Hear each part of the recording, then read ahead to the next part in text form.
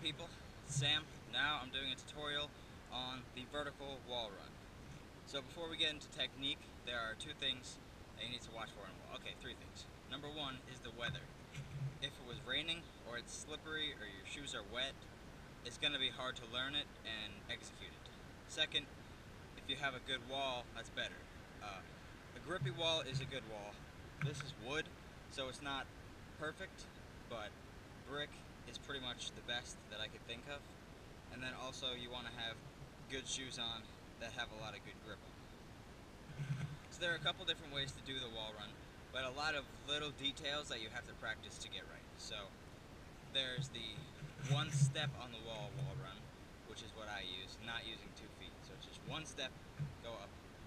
And then out of that, there's also one hand going up and one brace on the wall, or you can just go straight up with both arms. The way I like to do it is 1 foot and then reach up with one arm, and then as soon as I touch the top, I like to move my bottom hand up so I can hold on. So the easy breakdown of it is basically you just run at a wall, jump, put your foot on it, and use it to step up. When you start off, you probably don't want to go too fast into the wall because you might freak out, but once you get good at it, the more speed you have, I think the easier it'll be to go up instead of just inward. And the amount of speed that you have will also change where you put your foot and where to jump. So those next two very important things is how high up on the wall you want to put your foot.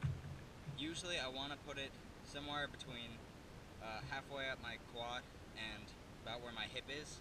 That's usually the good spot for me to get good height, because if your foot is too low, you're just going to slip and sprint into a wall. I've seen my friend do that. And if it's too high, you're just going to go onto the wall and come back down. The more speed you have, the farther away from the wall you want to go.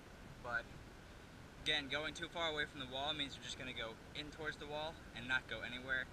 And if you're confused about why it's not working, then just try jumping into the wall at different distances. So now obviously if you jump too close, you might just slam into the wall. Think about jumping up and not actually jumping into the wall. You obviously still want to touch the wall, but you should be thinking about jumping up, not trying to go forward. And then also a pretty advanced technique is, that'll give you a little extra height, but it's kind of hard to think about because there's so many things to process, is that you can either, as you've done your step and now you're getting height from that, you can drive your knee up like you're just doing a straight jump, or you can drive your heel up behind you like you're trying to kick your lower back.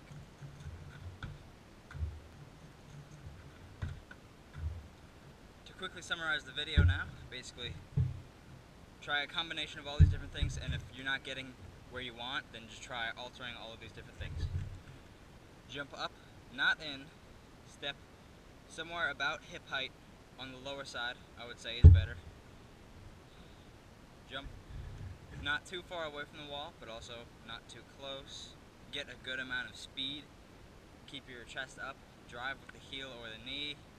By doing all these steps, you will either improve or have effectively learned your wall run. Yeah, that's it for this one.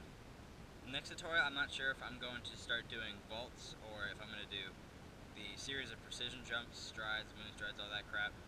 I'll decide later. I'll make it sometime later this week. See you later.